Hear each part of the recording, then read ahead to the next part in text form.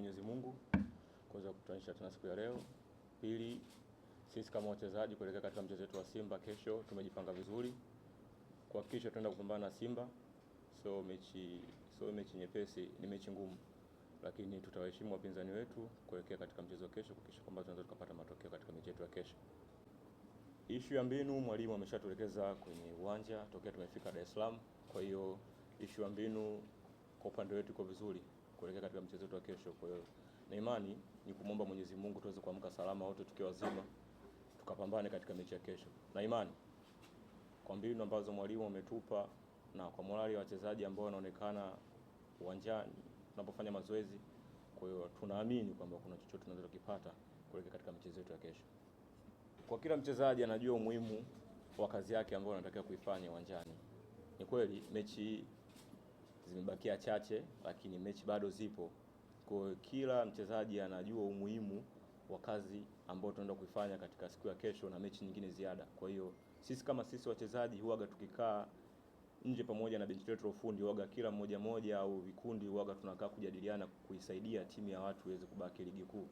Na imani bado muda upo, tunaweza tukapambana kwa sababu bado haijaisha.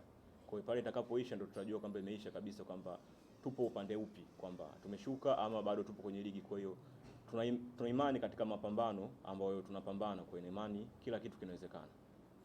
Mchezo uliopita umeshapita na kwenye kichwa cha kila mchezaji anaumia, lakini sio kwamba tutainamisha kichwa kwa sababu bado tuna mchezo wa Simba, tuna michezo mingine. Kwa hiyo ile ishapita, kwa sababu kama kupoteza tumepoteza sana, hatuhitajiki kuinamisha sana kichwa chini. Kwa hiyo kitu ambacho tunajipa moyo kwa kila mchezaji ni kuweza kunyanyua kichwa na kuweza kupambana katika michezo yetu mingine iliyobakia. Kwa hiyo na imani haijaisha bado, mpaka ikiisha ndio tutajua imeisha.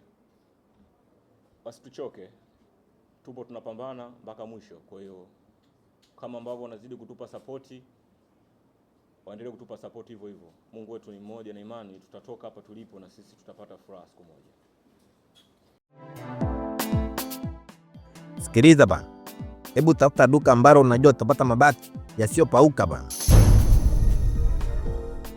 Miss Buguruni, umetoa wapi mabati mazuri namna hii na imara yenye TBS? Nimeyatoa Tumamgamba Hardware, wakala wa Alaf, wapo Buguruni Chama.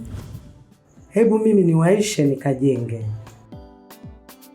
Huduma zetu ni rahisi na za kitaalamu.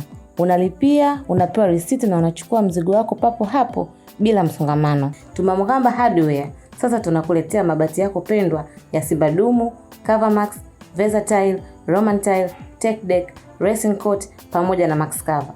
Pia tuna vigae aina ya Shingo, Wave pamoja na Roman. Tumamgamba Hardware, hapa ndo nyumbani pa mabati ya Alaf. Mabati ya ukweli, bei ya kutabasamu. Kwa mawasiliano, wasiliana nasi kupitia namba 0754 300 746 au 0655 300 746. Pia unaweza kuwasiliana nasi kwa barua pepe mghambatumaini@yahoo.com. Tumamgamba Hardware, nyumbani pa mabati ya Alaf.